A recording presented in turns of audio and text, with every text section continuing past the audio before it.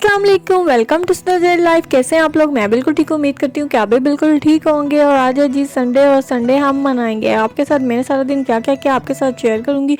और ये देखें जी, गर्मी की सौगात ये आ गया है जी, छोलिया। पंजाब में तो इसको कहते हैं छोलिया, वैसे हैं ये जी ग्रीन चिकपीस। और ये देखें जी, बच्चे कर रहे हैं मस्तियाँ।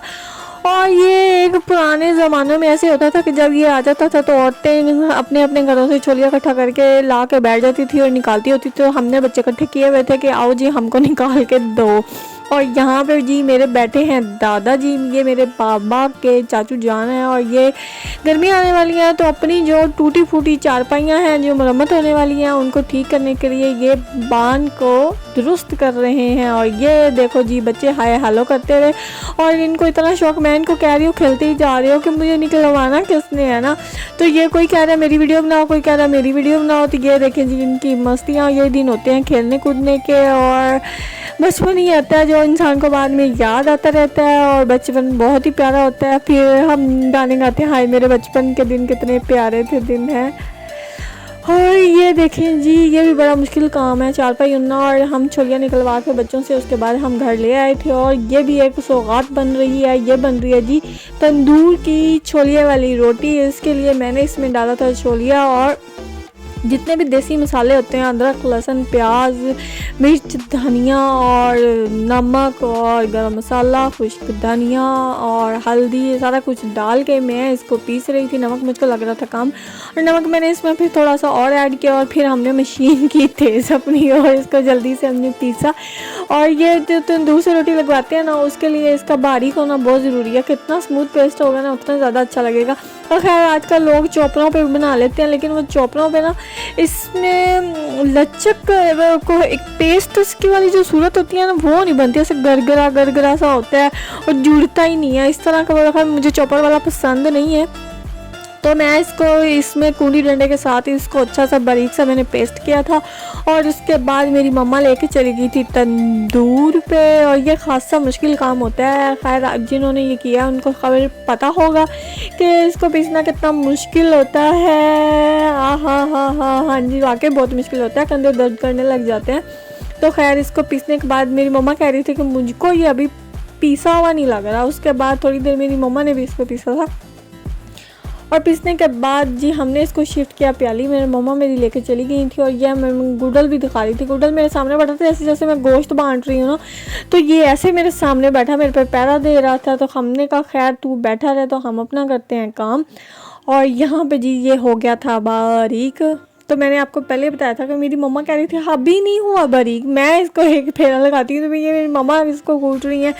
और उसके बाद जी खैर कुटने कटाने वाला काम तो चलता ही रहता है। और ये देखें, और ज़िंदगी भी इसी तरह है, जितना बारीक इंसान पिसता है ना, कितनी मुश्किलों का सामना आप करना पड़ता है ना इंसान को, उतना ही वो निखर के सामने आता है, उतना ही स्ट्रॉन्ग वो बनता है। और यहाँ रोटी लग के आ गई थी और मुझे इतनी भूख लगी थी, मैंने इसको रिकॉर्ड ही नहीं किया। जो खैर जो बची मैंने लस्सी के साथ उसको एंजॉय किया, बहुत ही मज़े की बनी थी। और उसके बाद हमने शाम के खाने का किया इंतज़ाम, क्योंकि आज छोलिया निकल के आया था। तो मैंने कहा कि हम साथ में बनाएंगे बीफ और छोलिया वाला पुलाव। तो यहाँ पे जी यखनी जो मेरी भाभी है ना, उन्होंने बीफ और छोलिया और सारी चीज़ें डाल के ना उसकी अपनी रेसिपी है, उसने यखनी निकाल ली थी, ठीक है। और यहाँ पे प्याज वो कर रही थी ब्राउन, इसमें उसने थोड़ा ज़ीरा डाला था। और बाकी मैं चीज़ें आपको दिखाती हूँ कि उसने कैसे बनाई थी। और इसको ब्राउन करने के बाद ना हमने यखनी को कर लिया स्टेन। और जी छोलिया और जो हमारा गोश्त था उसको हमने अलग से कर लिया, निकाल लिया था। और अब मेरी जो भावज हैं, इसको ब्राउन करने के बाद वो सारी चीज़ें इसमें डाल के अच्छी तरह उसको भूनेंगी। और भूनने के बाद फिर हम जो यखनी है वो भी मैं आपको दिखाती हूँ कि उसका कितना अच्छा रंग निकला। ये देखें जी, ये जो छोलिया था इसने उसमें अदरक, लहसुन और ग्रीन प्याज और गरम मसाला, खुश्क धनिया, पिसा गरम मसाला डाल के उसने यखनी बनाई थी। इससे गोश्त भी बहुत अच्छा गला था, छोलिया भी गल गया था। बाज़ जगह जब हम पुलाव बनाते हैं ना, तो छोलिया जो है ना ये थोड़ा सख्त होता है, गलता नहीं है। तो ये उसकी अपनी रेसिपी है, उसने बनाया था, मैंने नहीं आज बनाया था। तो उसने इस तरीके से बनाया था। तो इस तरीके से उसने इसको अच्छी तरह भूना। और भूनने के बाद उसने इसमें यखनी ऐड कर दी। मैं यखनी आपको दिखाती हूँ, यखनी का रंग भी बहुत ही अच्छा सा निकला था। ये देखें जी, ये यखनी है।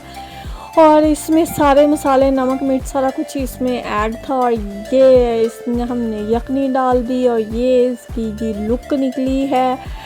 और गर्मी की आमद है, रमज़ान की भी आमद है, तो मज़े मज़े की रेसिपीज़ और ये वो सारा कुछ साथ साथ ही चल रहा है। और ये देखें जी, चावल हमने इसमें ऐड कर दिए हैं और इसको अच्छी तरह हम हिलाएंगे, पानी इसका खुश्क करेंगे और इसका दम पे रख देंगे। आज मेरी मम्मा घर पे नहीं है, गुड्डू भी घर पे नहीं थी, तो इतना सुकून लग रहा था। खैर वो सुकून हमारा कायम नहीं रहा। उसके बाद और भी बच्चे आ गए थे। जैसे आपको पता ही है कि मैं तो जगत माता ही हूँ ना, तो बच्चे तो कहीं ना कहीं से आते ही रहते हैं। ये देखें जी, दम के बाद चावल हमारे पक गए थे और बहुत खुश रंग बने थे, बड़े ही मज़े के भी बने थे।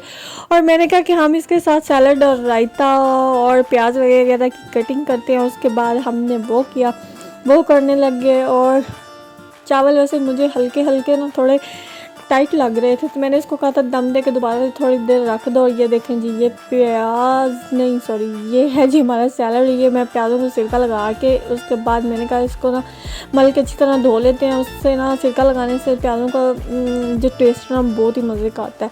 तो सिरके वाले प्याज और ये मेरा सैलड और मेरा रायता प्लेट लेके हम आ गए थे अंदर।